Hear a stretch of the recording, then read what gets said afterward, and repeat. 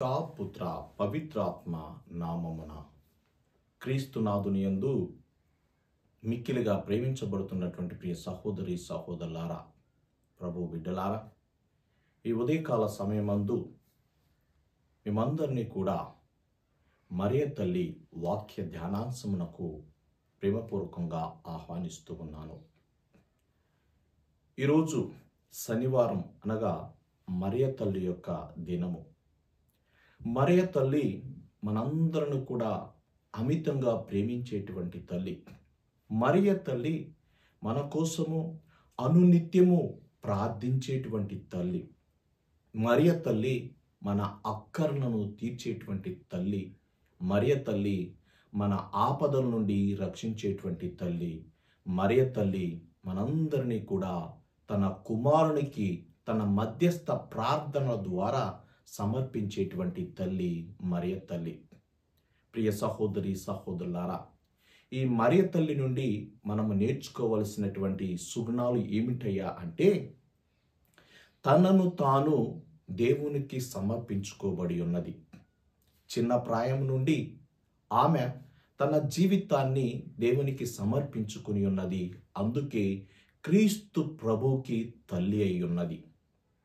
అలనాడు ప్రవక్తల ప్రవచనాల ద్వారా ఈ లోకానికి క్రీస్తు ప్రభువు రానున్నాడు, లోక రక్షకుడు రానున్నాడు, ఆయన ఒక స్త్రీ ద్వారా ఈ లోకానికి వస్తాడు అని తెలియపరిచినప్పుడు యెరూషలేము ప్రాంతంలో ఉన్నటువంటి స్త్రీలందరూ కూడా ఉపవాసం ఉంటూ ప్రార్థనలు చేస్తూ, ఇదిగో ఆ క్రీస్తు లోక రక్షకుడు నా నుండి ఉద్భవించాలి ఈ లోకానికని ఎంతో తపన పడి ఉన్నారు, ఎన్నో ప్రార్థనలు చేసి ఉన్నారు.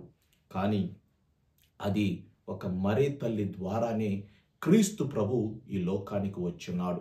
అందుకనే పరిశుద్ధ వాక్యములో మనం వింటూ ఉన్నాం, స్త్రీలందరిలో నీవు ధన్యురాలవు. స్త్రీలందరిలో కూడా ఆమె ధన్యత పొందినటువంటి తల్లి. రెండవది, ఆమె ఓర్పు సహనాలతో జీవించినటువంటి తల్లి. ఏ తల్లైనా కూడా తన కుమారుడు తన కళ్ళ ముందు శిక్షించబడినప్పుడు, అవమానించబడినప్పుడు, నిందారోపణ గావించబడినప్పుడు, కొట్టబడినప్పుడు, అదే విధముగా రక్తం చిందించబడినప్పుడు ఏ తల్లి కూడా చూస్తూ ఊరుకోలేదు. కానీ ఈ తల్లి మాత్రము అంతా తన కళ్ళ ముందు కనిపిస్తూ ఉన్నప్పుడు ఆమె రోధించిందే తప్ప నోరెత్తి పన్నెత్తి ఒక మాట కూడా మాట్లాడలేదు.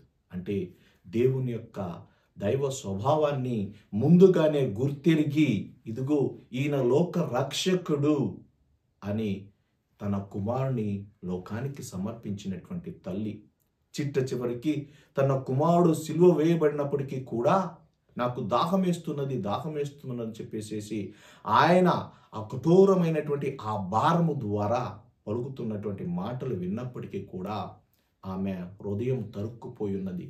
కానీ ఒక్క మాట కూడా మాట్లాడలేదు.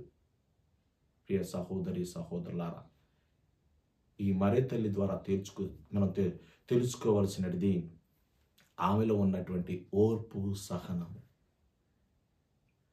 అదేవిధంగా మరియ తల్లిలో మనం తెలుసుకోవలసినటువంటిది ముఖ్యమైనటువంటి సుగుణం ఏమిటంటే, అనునిత్యము కూడా ప్రార్థిస్తూ తన కుమారుణ్ణి అనుసరిస్తూ జీవిస్తూ ఉన్నటువంటి తల్లి. ఆమె స్వార్థపూరితమైనటువంటి జీవితము జీవించక పరుల కోసము జీవిస్తూ పరులను అందరూ కూడా క్షేమంగా ఉండాలనేటువంటి తపనతోనూ ఆరాటముతో జీవించినటువంటి తల్లి. అందుకనే యోహాను సువార్త 2వ అధ్యాయంలో కానా పెళ్లిలో ఆ యొక్క అక్కర్ను తెలుసుకున్నటువంటి తల్లి, ఇదిగో ఈ కుటుంబానికి అవమానం జరగబోతున్నది ఈ పెళ్లి రోజని తెలుసుకుని తన కుమారుని, అయ్యా నీవు చేయగలవు, ఇదిగో ద్రాక్షారసము తక్కువగా ఉన్నదని చెప్పి ప్రభువుకి ఆమె విన్నవించుకున్నది. తన కుమారుడు నీటిని ద్రాక్షారసముగా మార్చినాడు. అంటే ఆపదల్లో ఉన్నటువంటి వారి కోసం అనునిత్యం ప్రార్థిస్తూ తన సేవలు అందించేటువంటి తల్లి మరియ తల్లి. అదేవిధంగా మరియ తల్లి మనందరి యొక్క తల్లి. మనందరూ కూడా కంటి రెప్పలాగా కాచి కాపాడేటువంటి తల్లి. అందుకని ఎవరైతే ఈ జపమాల 53 పూసలను జపిస్తూ ధ్యానిస్తూ ప్రార్థిస్తూ ఉంటారో వారి యందు ఎప్పుడు కూడా మరీ తల్లి ఉంటూ ఆమె మధ్యస్థ ప్రార్థన ద్వారా వచ్చేటువంటి శోధనలను వేదనలను అన్నిటినీ కూడా ఎదిరించేటువంటి శక్తిని, ధైర్యాన్ని ఆమె ఆ జపమాల జపించడము ద్వారా ఆమె వారికి దయచేస్తూ ఉన్నది. అవును ప్రియ సహోదరి సహోదరులారా, మనకి ఎన్నో కష్టాలు రావచ్చు, ఎన్నో బాధలు రావచ్చు, ఎన్నో ఇబ్బందులు రావచ్చు, ఎన్నో అవమానాలు రావచ్చు. కానీ ఎప్పుడైతే మన జపమాల అనేటువంటి ఆయుధాన్ని పట్టుకొని జపిస్తూ ధ్యానిస్తూ ప్రార్థిస్తూ ఉంటామో, అలనాడు గొలియాతును ఏ విధంగా అయితే దావీదు ఒడిస్తూ కొట్టి పడవేసి ఉన్నాడు, హతమార్చి ఉన్నాడు, మనకు వచ్చేటువంటి శోధనలు కావచ్చు, బాధలు కావచ్చు, ఇబ్బందులు కావచ్చు, అవమానాలు కావచ్చు, అవరోధాలు కావచ్చు, ఇవన్నీ కూడా ఈ జపమాల పూసలో ఉన్నటువంటి ఆ గొప్ప ఆయుధమైనటువంటి ప్రార్థనా శక్తి ద్వారా మనం జయించగలుగుతాం ప్రియ సహోదరి సహోదరులారా. అందుకని మరీ తల్లి అంటుంది, ఫ్రాన్స్ దేశంలో ఆ 3 బాలికలకు ఆమె ప్రత్యక్షమై మీరు జపమాల చెప్పుడి, ఇదిగో పాపంతో మ్రగ్గిపోతున్నటువంటి ఈ ప్రాంతం అంతా కూడా దేవుని యొక్క ఆశీర్వాదాలతో నింపబడాలని చెప్పేసి ఆమె ఫ్రాన్స్ నగరంలో ఆ 3 బాలికలకు ప్రత్యక్షమై దర్శనమిచ్చి చెప్పినటువంటి మాటలు కూడా అదే ఆ జపమాల గురించి ప్రియ సహోదరి సహోదరులారా. కనుక ఈ శనివారం రోజు మరియ తల్లి మనందరితో మాట్లాడేటువంటి మాట ఏమిటంటే, నేను మీకు ఎప్పుడు కూడా తోడుగా ఉంటాను, నా మధ్యస్థ ప్రార్థన వేడుదల ద్వారా మీరును మీ కుటుంబాలు ఆశీర్వదించబడి దీవించబడతాయి నా కుమారుడు ద్వారానే పలుకుతూ ఉన్నది.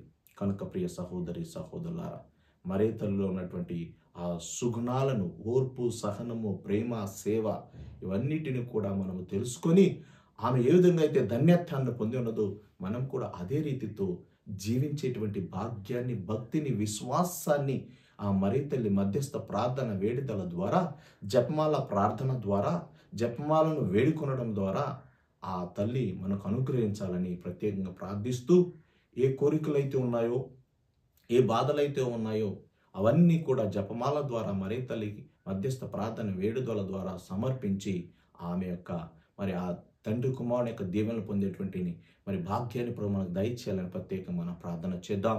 పితా పుత్ర పవిత్రాత్మ నామమున